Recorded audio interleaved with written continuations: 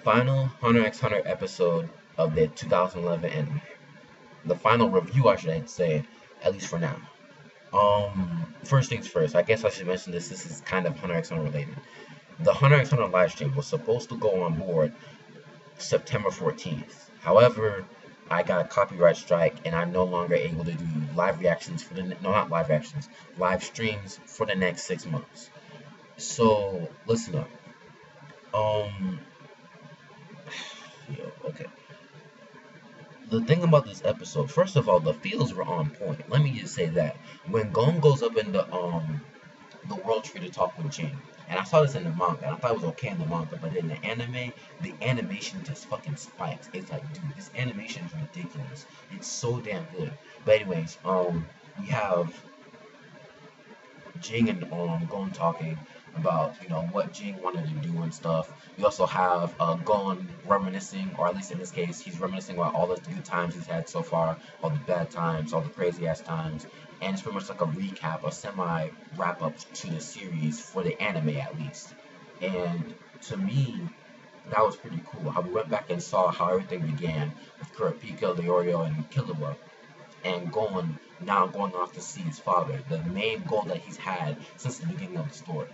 But moving on, we go into the actual conversation that they have, and Jing and Gon talk about two things: how Jing became the man he is today, at least when it comes to archaeologist wise, and what he's probably going to do in the future. At least for those of you who don't know what the manga has to hold. Let me talk about the archaeologist thing first. I really like how Jing started off his organization with just a few dudes who weren't even that important really. All they did was just give out money to him every once in a while. It wasn't a lot, it wasn't too much. It was just something for him to get by on until he actually went into the tomb itself. And I like how he spent so much time focused on this tomb.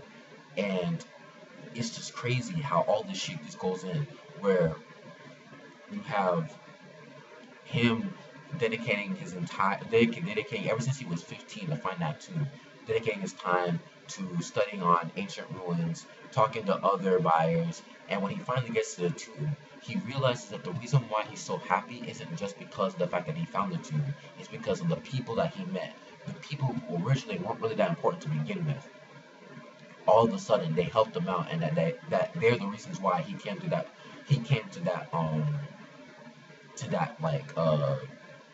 conclusion, I guess you could say. Well, not conclusion, to that tomb, to find out about those ruins.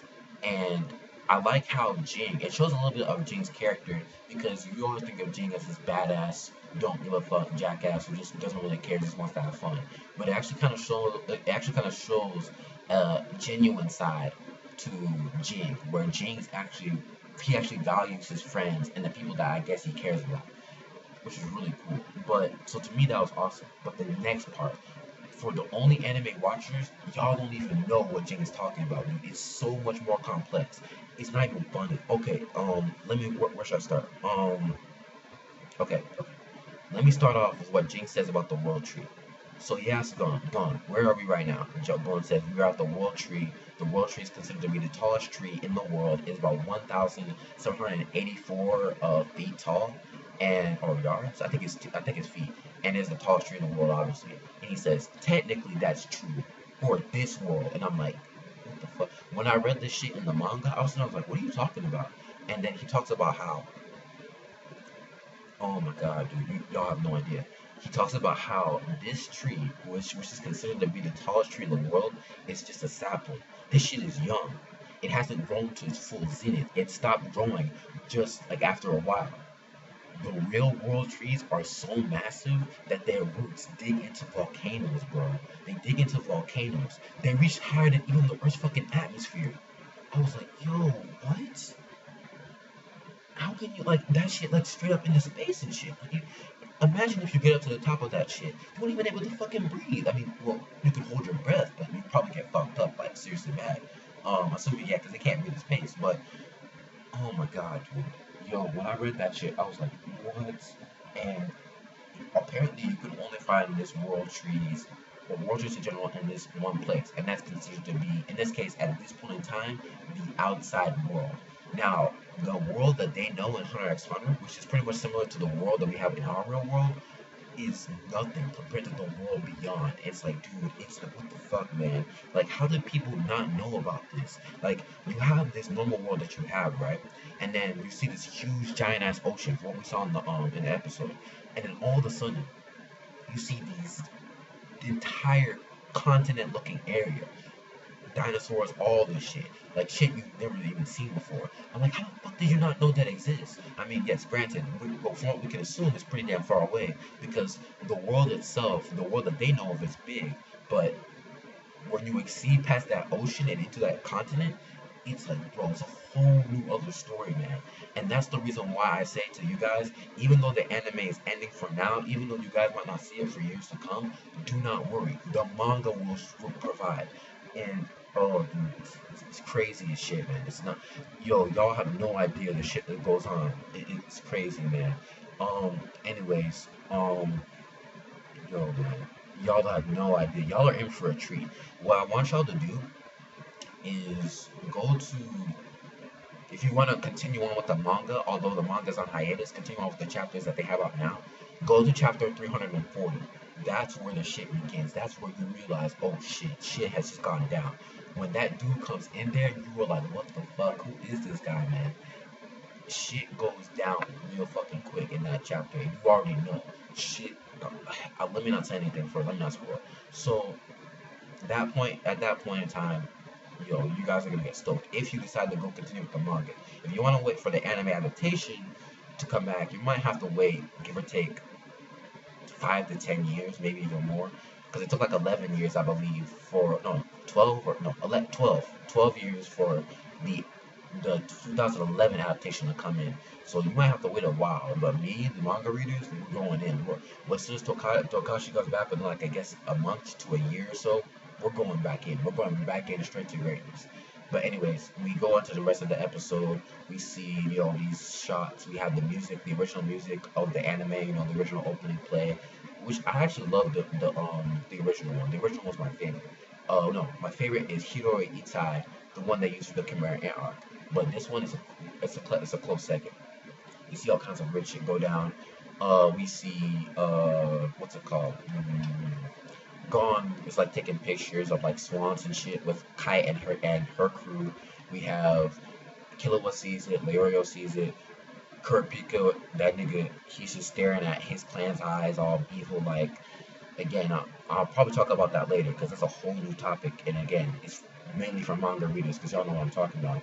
And we have to see that. We see Morel and Nove. They're toasting to the former chairman Netero. Yo, rest in peace, bro, and stuff like that. We have Killua and Aluka traveling around this crystallized desert. I don't know what that's called. Really cool though, but stuff like that. And then we also have Goto's burial. But apparently they have those gate. Well, not no shit. Let's see something before. We're gonna say those shapeshifters. They apparently come back in the story once again because remember how in the Greed Island arc, Killua told him, "Yo, why don't you go work for the Zoldyck for a while?" And stuff like that. So we see this shapeshifter who apparently he's shapeshifting into Goto. That way, Killua doesn't know about what happened to Goto via Hisoka. Oh my god. When Killua finds out this shit, it's not. No, dude, no. Oh my god, no, dude. So much like setup. It's not even funny, dude. It's crazy. But anyways, man, that's the shape shifting thing. Apparently, he's going to work for the Zoldycks now. They decided to keep it a secret, obviously, because they want Killua to enjoy himself while he can. And overall, it's just awesome. We even see Aunt Mito going on again. She sees the postcard and Gon and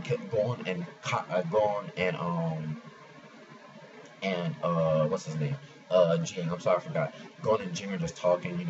How about shit works out in the world. What they've done so far, what their accomplishments are. Gon talks about the 100 exams. I think Jing talks about Jing talks about some new burial ruins that he found, and it was just really cool. It was really nice to see Gon and Jing interact with each other as father and son, because Jing doesn't seem like that father type, but in this episode it kind of makes him look like him. So, anyways, in the final part, oh my god, this gave me chills. Oh man, what Jing says is so fucking true. When I heard this shit, I was like, you know what? Fuck everything else. Like, let me explain. He says, while you are searching and going for a goal, enjoy the detours that you have in life, because those detours will make you realize how important other things are in the future, something along those lines. And he is so fucking right, because I was going through so much shit this entire hiatus when I was like, doing school and shit like that. But when I realized it, I need to stop just playing. I need to stop like worrying about so much shit, and I need to enjoy life to a certain degree, to where I can go back and do more important shit with a smile on my face. It's so fucking true. I was like, dude, you are so right. I was so tired of working so hard and not having at least somewhat fun. But anyways, man, that was some powerful ass words from Jing. I wish I could quote it verbatim, but I forgot where had it. Anyways, man, the rating for this final episode of Hunter x Hunter 2011. The animation, we already know that was a 10 out of 10. Let's be real, it was a 10 out of 10. The story progression, 10 out of 10. The pacing, 10 out of 10. It's a 10 out of 10, 11 out of 10. It's just an amazing episode, amazing final episode of Hunter x Hunter, man. And it's sad that the anime is ending. But for those of you guys who are sad about it, do not worry. The manga continues. It continues on.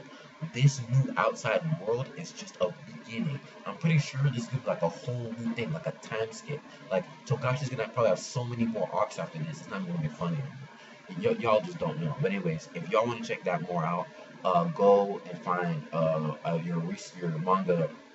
Like if you read manga, go find a manga site that shows Hunter x Hunter. Go to chapter 340 because that's where the newer arc begins. And yeah, you guys will enjoy it. I have no doubt about it because it's so fucking deep. It's like the more we know, the more it's crazy. It's fucking crazy. But I'll see you guys later, man. I'll see you guys later. Again, Hunter x Hunter 2011. It's a shame that it has to end, but at some point, all things come to an end. That's just how life is. Excuse me.